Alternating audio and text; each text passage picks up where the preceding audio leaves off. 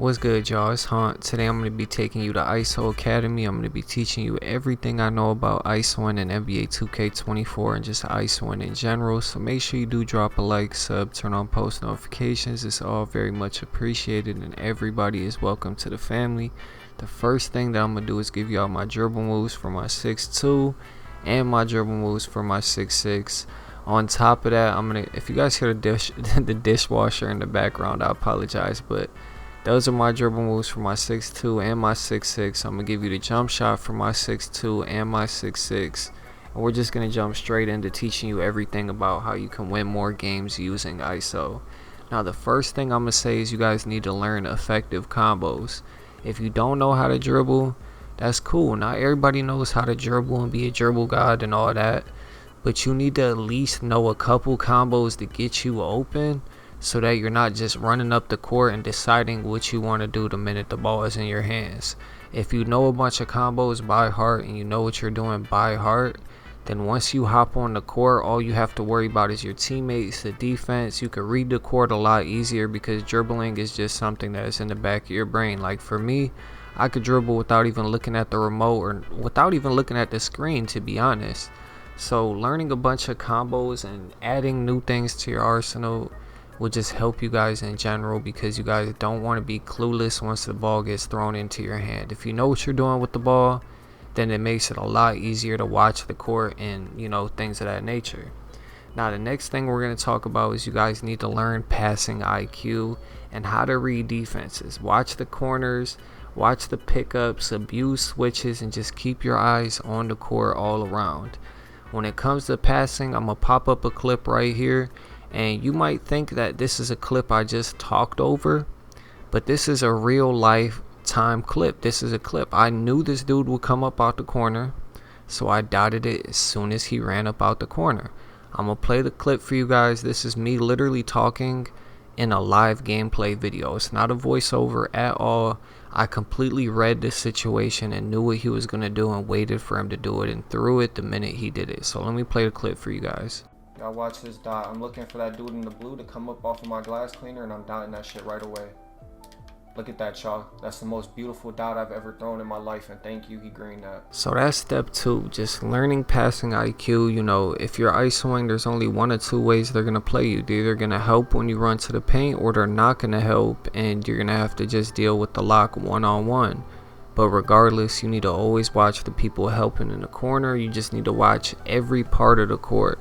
If there's a small guard on the defense and he's a 6'2", 6'3", even a 6'4", if he doesn't have any defense and you know that, play the back doors, call out back doors, do what you can to abuse the defense and read the defense. Because if you have really good passing IQ, that's just going to force a one-on-one and let you cook the lockdown the whole entire time. Like when I'm making passes like that, people are not leaving the corners at all, because they know the second they leave it, it's a dot.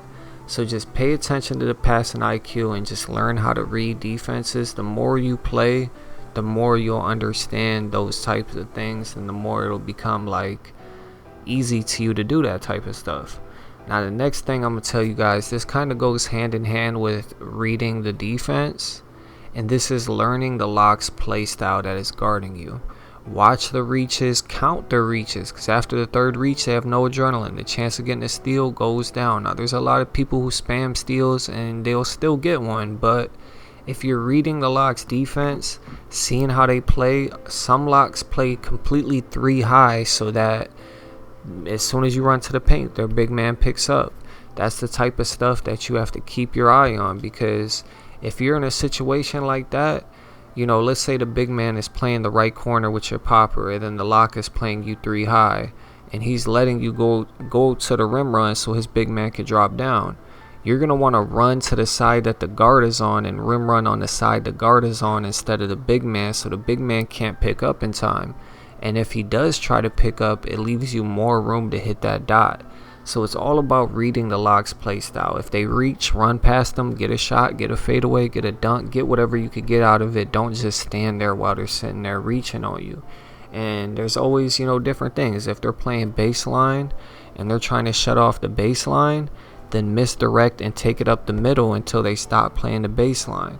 Just learn the locks, because there's a lot of different lockdowns who have different weaknesses. Now this year, it's a little bit easier to be a lockdown. Everybody's a lockdown this year. Everybody's comp this year. But at the end of the day, everybody has their certain weakness when it comes to defense. So finding that out will save you a bunch of time and get you a bunch more points. Just figuring it out, using a bunch of different combos on them, seeing if they play back at certain times, and just seeing what they do in general will help benefit you guys in the long run. Now the next thing is to just be confident. If you're not confident in your shot, if you're not confident in your rim run, if you're not confident with passing icons, and you're just not confident in general, you go into a game thinking, locks are overpowered, I'm gonna have to run away as soon as the dude starts reaching, and you just let everything throw your game off, then why, if you're not confident in yourself, why is a lock gonna be confident that you're good? If a lock sees any sort of weakness in you, for example, right, I was on the 1v1 court the other day, and my build has a 91 steal, so obviously I get a lot of steals. And you can notice once you steal the ball from a guard a couple times, they start playing completely different. They start running away from you. They start playing completely different than they would normally play against anybody else. And obviously that is perfectly fine. You don't want to sit there and just keep giving them steals. But at the end of the day, you could see the confidence change. And from there, that just gives the locks a confident boost, and it just helps them more than it helps you.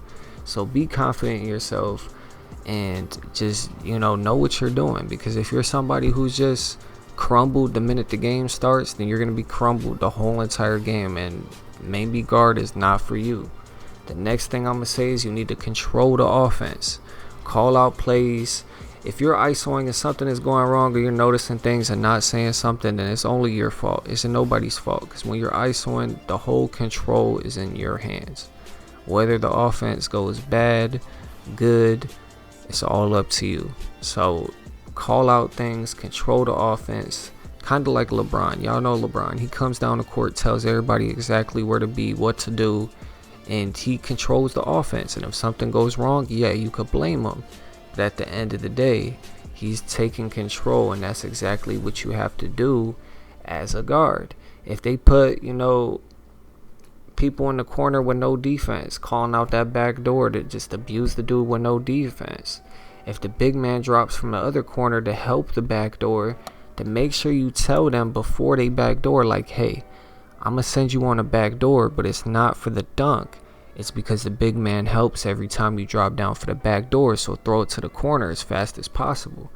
Being able to read stuff like that and make crucial decisions like that is what separates the good from the weak. So being able to control the offense, reading plays, and just knowing what to do, and being able to tell your teammates and to control everything is an important thing. And obviously some people are going to be like, oh yeah, that's just what I want to do, is play a game with somebody who controls everything and tells you what to do and all that. But at the end of the day, it's offense. If you're running ISO, it's your responsibility to call out stuff like that. Because if you don't, and you're just sitting there doing your own thing while your teammates are doing their own thing, and they're never ready to shoot, and things are just never ready and never controlled, then it's just going to be a mess. You guys aren't going to win, and then they're going to blame you because you didn't do nothing to change that. So being able to control the offense and doing what you can to do, if somebody's doing something you don't like, tell them to stop it. Being able to control what is going good and what is going bad, and figuring out how to, just play according to the defense and according to the offense is a very important thing. You have to analyze everything and make sure you make the best decisions for your team and for you to score. The next thing I'm going to say is you need to have a build that can sort of do it all. Now, you don't have to be able to play great defense, because if you're running ISO, I'm assuming that you're playing on the threes, you got a lockdown on your team. Even if you're on the twos, you need to have a build that is really an offensive menace. If you can't dunk and shoot, then they're not really, how are you going to be able to ISO? If you made a build with no dunk or no drive and layup, or something that has a high three, high playmaking, and high defense, then why is somebody going to play you? Let's say, for example, you got a build that can't really finish that good. You're not really that good at going to the rim and dunking, or just going to the rim efficiently. they're going to read that super quick. They're going to pick up on that super quick, and they're going to play your 3 a lot tighter. They're going to play you a lot different. So having a build that could do it all and just be an offensive menace is a very important thing, because with the wrong build, you're going to be ISOing for no reason. I'm just telling y'all that. So that's another big thing about ISOing, is just having the right build to do it. And then the last thing I'm going to tell you guys, I know there's not really a bunch of tips, or you might already know all of the stuff that I'm telling you guys right now, but at the end of the day, this is all I could really think of to help you guys win more ISO games. But the last thing is to have good teammates. ISOing is obviously something you have to score and make something out of every play, and your teammates are just sitting corner. But at the end of the day, if you have bad teammates and your popper is missing every shot in the corner, your lock is missing every shot in the corner, you're just going to get double teamed. And ISOing is going to be a nightmare for you, because you're going to be getting doubled. They're going to be helping every single time you rim run, because they know your teammates can't shoot.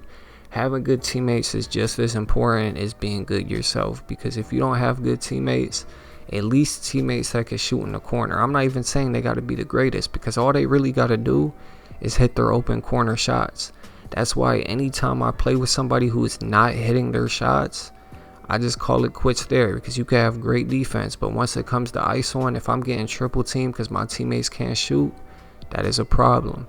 So having good teammates is a very important thing for you guys to do, because if you have good teammates that are hitting every single dot you're throwing, that's just going to give you more space, and it's going to let you have more room to do what you need to do. They're going to help less, they're going to do less, you know what I mean? So having good teammates is definitely the last most important thing. Now, these are the best possible tips I could give you guys on ISOing. I couldn't really think of anything else, but if there's anything you guys want to add in the comments, just let me know. And until the next time, your boy Han is out.